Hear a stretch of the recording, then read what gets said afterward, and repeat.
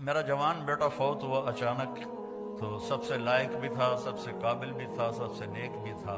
تو پہلی دفعہ مجھے یہ آیت سمجھ میں آئی کہ یعقوب اور یوسف کی جدائی ہوئی، دونوں کو غم ہے، بیٹے کو بھی غم ہے، باپ کو بھی غم ہے، لیکن بیٹا اندھا نہیں ہوا، باپ بیٹے کے غم میں اندھا ہو گیا۔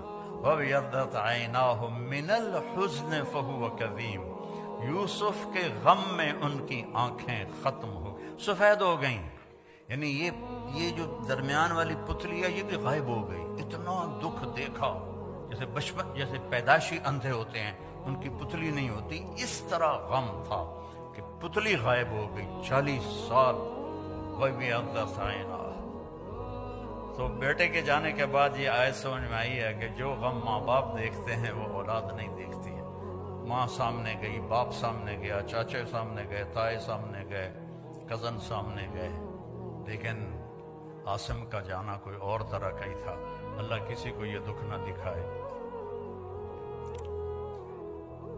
قبر میں آپ تو مستورات ہیں، ہم لوگ قبر میں اتارتے ہیں جب ایک تاریک کوٹھڑی میں، تو دل ہل جاتا ہے۔ لیکن سب سے زیادہ جو دل ٹوٹا اور بکھرا وہ اپنے بچے کی قبر میں جاتے ہوئے دیکھ کے ٹوٹا۔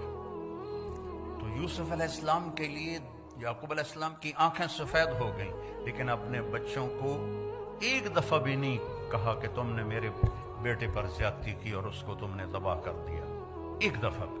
آخر کار یوسف بھی مل گئے اور بچوں کو بھی توبہ کی توفیق نصیب ہو گئی۔ بچہ برائی کرے، غلط کرے، بچی کرے، اس کو سینے سے لگاؤ، اس کو پیار دو، آپس میں بھی پیار محبت سے رہو۔ خامند اور بیوی آپس میں لڑ پڑیں اور پھر صلح کر لیں تو ان کے پچھلے سارے گناہ معاف ہو جاتے۔ اللہ کو یہ اتنا پسند ہے یہ عمل۔